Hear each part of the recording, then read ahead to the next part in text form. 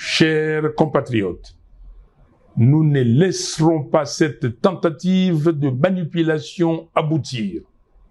En ce temps de crise, il n'y a ni nécessité, ni opportunité pour un tel projet.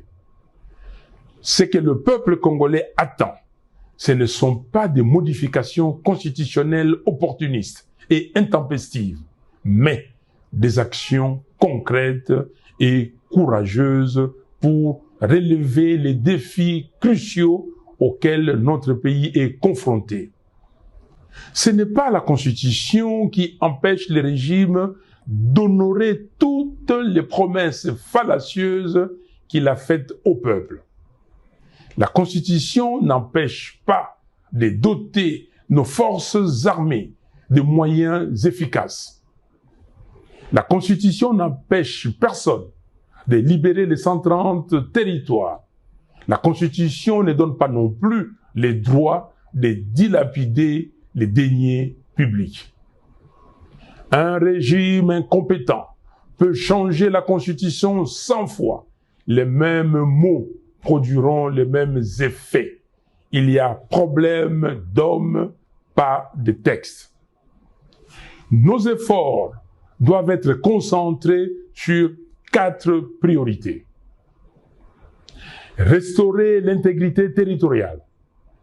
Mettre un terme à la guerre menée par le M23 et les forces étrangères afin de libérer nos terres et de restaurer la souveraineté nationale. Mettre fin à la prédation des ressources publiques. Réduire les trains de vie excessifs des institutions et mobiliser les fonds nécessaires pour renforcer notre armée, financer les infrastructures essentielles et améliorer les conditions de vie des Congolais.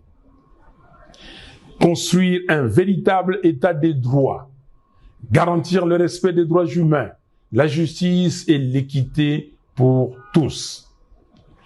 Préparer des réformes institutionnelles ambitieuses, réviser la loi électorale, restructurer la commission électorale et la Cour constitutionnelle, afin de créer les bases d'élections véritablement transparentes, crédibles et apaisées. Voilà pourquoi, chers compatriotes, je réitère mon appel à nos pères spirituels pour réunir, dans le cadre du processus de Kinshasa, toutes les parties prenantes autour du thème « Vérité, réconciliation, cohésion nationale » afin d'œuvrer pour un Congo libre, fort, digne et prospère. Nous appelons la SADC, l'Union africaine et les Nations unies à soutenir le processus de Kinshasa pour faire avancer celui de Luanda. J'exige la libération de Jamal Kabound, Seth Kikouni, Mike Mukebai, Jackie Ndala, du député provincial Alain Siwako, du député honoraire Jean-Paul Ngangondi, des militants pro-démocratie, Delgate Idengo, Mwamicho Ndungo King, Fiston Isambiro, Jimmy Nziali, Zarko Sefou, des 3 membres de l'ESID et de tous les autres prisonniers d'opinion. Le régime doit cesser les intimidations et les arrestations arbitraires. Peuple congolais, comme en janvier 2015, mobilisons-nous pour dire non au changement de la Constitution, non à la présidence à vie en RDC. Je demande instamment à M. Félix Tshisekedi de cesser le mensonge, la manipulation et la démagogie.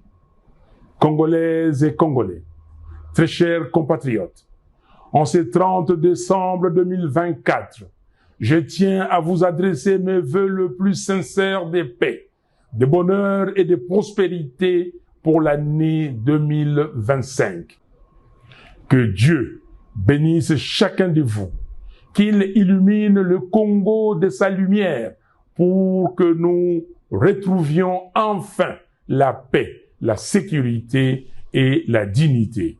Soyons unis et déterminés pour relever notre pays. Que Dieu bénisse la République démocratique du Congo et son vaillant peuple. Je vous remercie.